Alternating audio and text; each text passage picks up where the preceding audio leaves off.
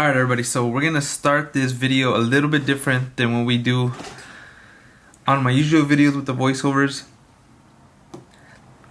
For these next couple of videos, I'm gonna try out telling stories that I read on Reddit about people getting tattoos or tattoo nightmares or whatever they went through. And I read one the other day and that one was pretty super random, but I already read it, so I can't really react to them. So I'm gonna look for some right now. I found one right now and I'm gonna just probably read like 2 or 3 and then just talk about them. But also comment down below what you thought about the story, if you've been through something similar.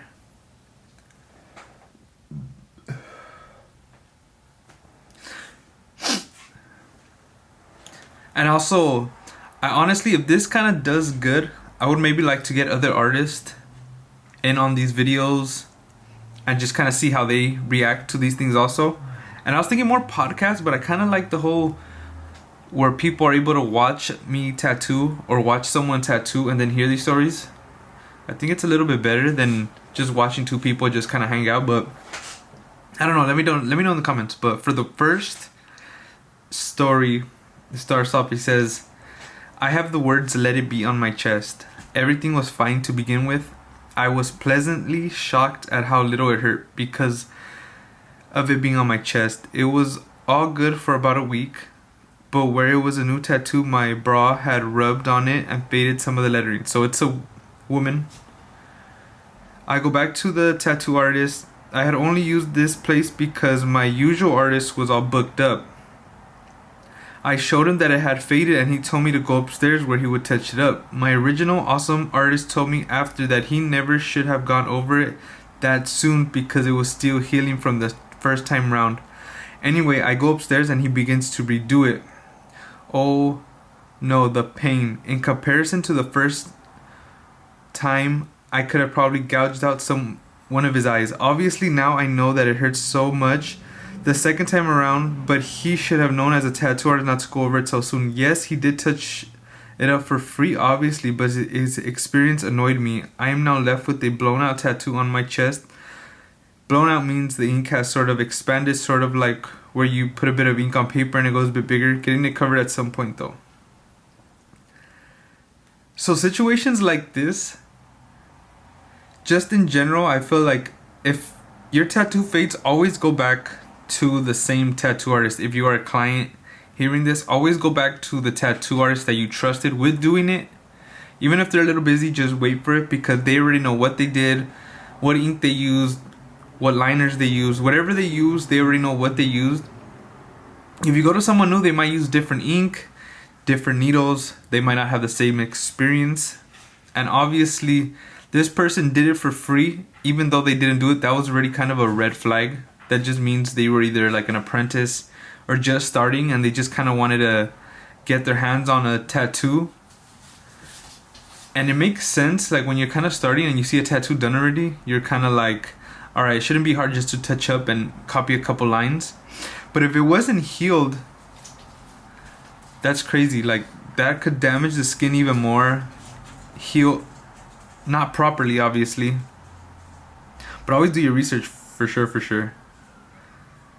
But let's see what other stories.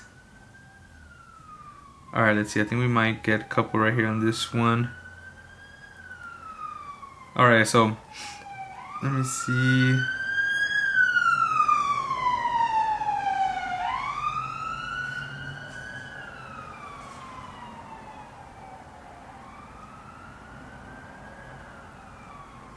Alright, so this one. Alright, so this was a random person also. So let me see. No, I don't want that one. Alright, this is kind of a longer story, so I kind of want to do this one. Alright, so I had a client who was walking somewhere and a man in a van rolled up. The van guy rolled down the window and asked if he wanted a cheap tattoo removal. My client shouted yes and climbed eagerly into the back of the van. Red flag. The guy had a tattoo laser in the back of the van. My client removed his shirt and asked the guy to zap an unfortunate Jesus crucifix he got tattooed somewhere in someone's basement as a teenager. The tattoo took up his entire back. The van guy started zapping the tattoo when my client sees an amber plastic shield fall off of the laser. This is the shield that prevents the laser from burning the skin. He becomes concerned and asks the van guy, "Hey, what's that thing that fell off?" The guy replies, "If it fell off, it must not be important." And he continues zapping the wonky Jesus. My client pays him $20 and jumps out the van, stoked on his good fortune. By the time he gets home, the back of his shirt is soaking with fluid. He pulls off the shirt and his skin is bubbling, blistering, and quite literally fried. About a year later, he booked to fix up his tattoo. He tells me the back alley laser story and then takes his shirt off. Tattoo Jesus is battered, but still there staring back at me. His skin looks lumpy, like lumpy hamburger meat. I've seen a lot of skin in my time, and let me tell you, the scar tissue was unreal. We ended up tattooing a Japanese dragon over the whole thing. Tattoos do a good job of camouflaging scar tissue, so he left the happy camper. I feel the need to throw out the mom lecture. Everything about tattooing is expensive. If you are cheap, expect to spend 10 times the amount of money fixing your poor life decisions. That's like a super red flag though for anyone. Like, if a random dude pulls up in a van and tells you to get in for whatever reason, you should be sketched out already. Like, that's something you learn as a little kid basically. You shouldn't be jumping in vans. And especially for something that does damage to your skin. But I already get it. I feel like with tattoos and stuff, people are very eager to like get tattoos, or especially this guy, he probably had like a very bad experience with getting that first tattoo. So he probably thought it was like a sign from God, basically, trying to help him. But that really didn't work. But yeah, any clients, because I've had clients also where people message me and they tell me they want a tattoo and I charge them whatever. And sometimes most of those tattoos I charge they're good prices for what they're going to get out of it.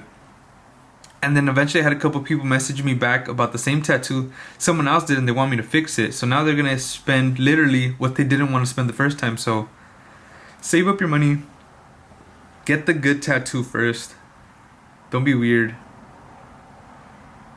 If you have any stories about anything like this, comment them down below. And honestly, I feel like I would want to get someone else to join in on these stories with me, because some of them are pretty... I read a couple last time and I can't really react to them no more just because I already read them. I don't want to do it all over again because it's not going to be like a real reaction type of thing. One of them was pretty crazy, but let's see what else.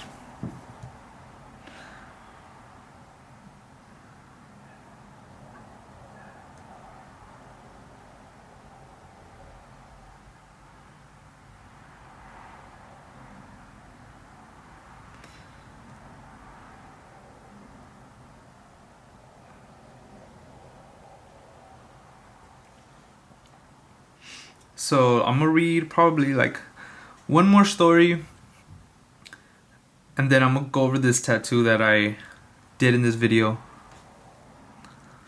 So, alright, this is from a new person. I don't know if it's a man or woman.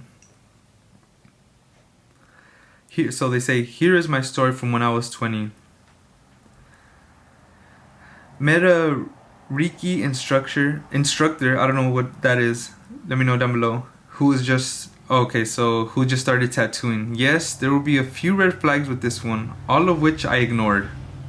At least now they understand.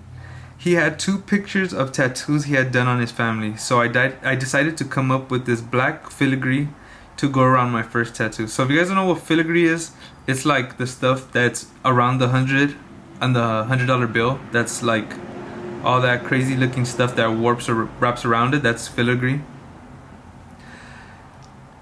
A tribal stamp of a Libra symbol. I figured it could be turned into a frame later for a back piece. He was so nervous, took 3 hours to set up, red flag, and then just laid a towel down on his bed. Now at this point I have a couple tattoos professionally and I had no issue sitting for them. So they put a towel on the bed, it soaks stuff up. So unless it's a super new towel, that's a crazy red flag. This tattoo was one of the most painful experiences in my life. I was crying and begging him to stop, but he convinced me to keep going and went as far to sit on me and pin me down to the bed. That's crazy. An hour later, he has an outline done and starts to fill it in, and I'm screaming for him to stop. His mom walks in concerned and gets off me. I leap up, thank him, and drive home crying. This just sounds crazy. This feels wrong already. Once it heals, I see there isn't one straight line. Every line is a wobbly mess and blown out. At this point, I look into laser removal, which would cost me thousands for the size of it. And considering how deep he went into the skin, I would probably never lift it 100%. Yeah, so if it's really blown out after it heals, it kind of like lifts off the skin a little bit for a lot of people. So then like you could see the scar even after it's healed. So I decided to get it covered up. Thing is, it's a solid black American tribal. No one wants to touch it. Not only that, but the lines are raised. Yeah, you see, everything's super raised.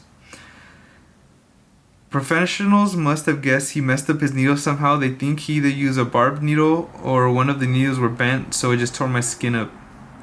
That's possible, or this guy was just going super deep in, didn't know what he was doing, was super overworking it. But it can make sense. He was probably, if you're a tattoo artist, you know when you dip into the ink caps and stuff, your needle hits sometimes, so you gotta change your needle. If you don't change your needles, change them. So that happens a lot where it can mess up your needle. Like the other day, I literally opened up a brand new needle and one of the needles was super bent. And I always kind of look at my needles real quick. I don't use like a magnifying glass just because I don't for the most part. But this needle was so bent, like I looked at it for like a second, I was able to realize it. So 5 years and 13 hours of work later, I got a giant Jabberwocky in my lower back that stretches up to my ribs. Easily my most painful tattoo emotionally and physically.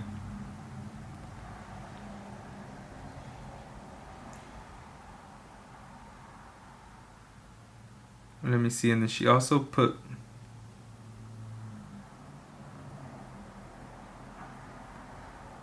the cover up. I mean, she didn't really cover it up, but I'll put it up too. She put the picture. It's not that bad though. It's not really a cover up. She didn't put the rest.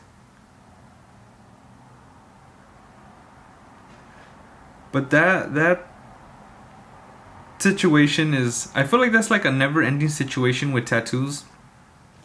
For the most part, I feel like people are always getting bad tattoos, good tattoos, and go through the same situations. And all you can do, if you're a new tattoo artist or a new client, or you're gonna get tattooed soon, and you're just kind of looking into tattoos right now, do your research very good. Make sure the tattoo artist does the type of tattoo that you want. You know, make sure the environment's okay. You know, maybe get a small tattoo first just to kind of understand the way it is, and then go for that bigger tattoo after. Especially even if it's a very professional artist that you kind of already follow and stuff. Just because you don't know the way they are as a person. Because there's been many of times of where I met someone that does cool things, and then I meet them and I'm just like, I'd rather not even be around them. So those are the type of things you got to be around. But let's try to get one more story. Let's try to get a shorter one, something kind of funny.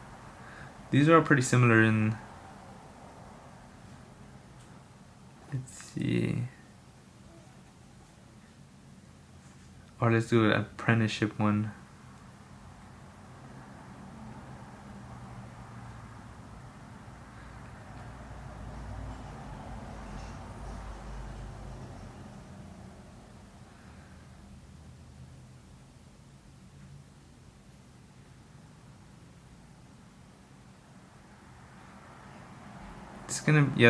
These are cool because it's like, I feel like apprenticeship stories are pretty normal for the most part.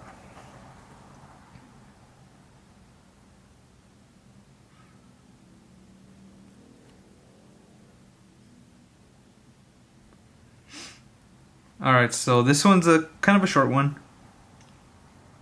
So this person says, unfortunately, it seems to be super common. We just got a new apprentice in our shop. She's super talented at drawing.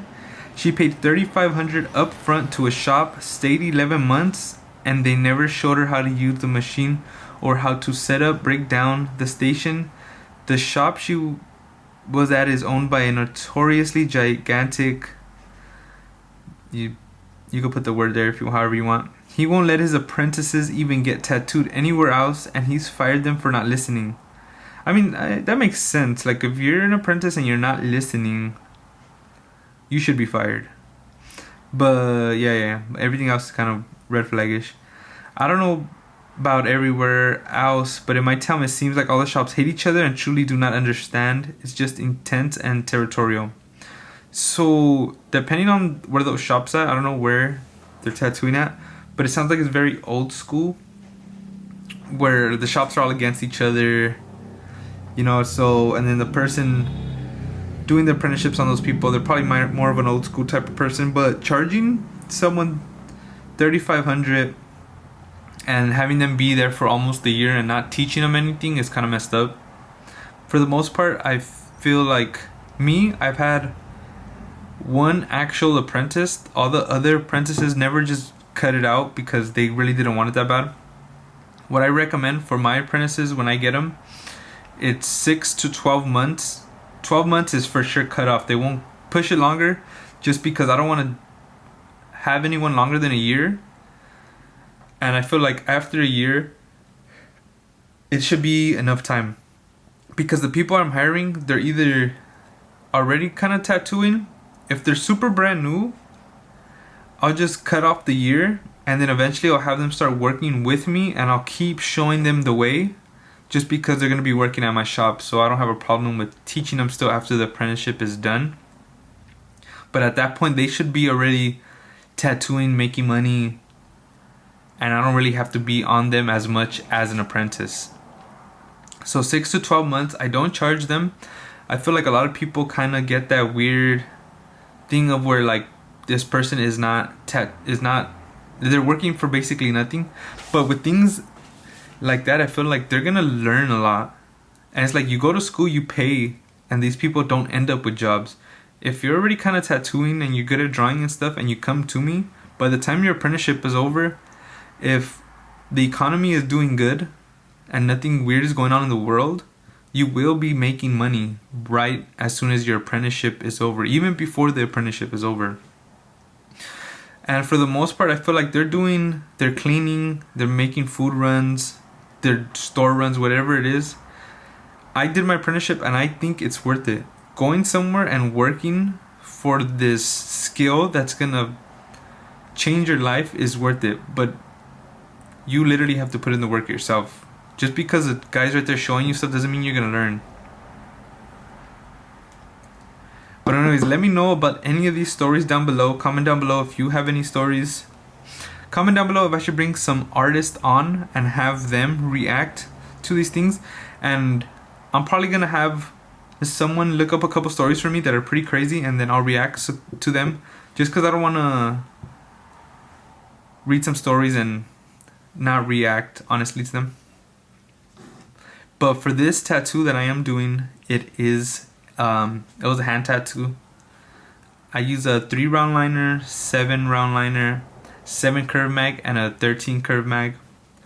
I used Pantera ink for my black, Allegory ink for my grays, and Star Bright white for my white. For hand tattoos, I always recommend to oversaturate. And by oversaturate, I don't mean scar it or overwork. Oversaturate means saturate everything a little bit darker than you usually do, because on the hand it tends to lighten up, and you got to make sure it gets in there and it sticks. And always remember, tell your clients to take care of them as best as they can, because hand tattoos are very sensitive if you do not take care of them right. But thanks for watching this video. Comment down below if you guys got any questions. Follow me on Instagram and subscribe to the channel.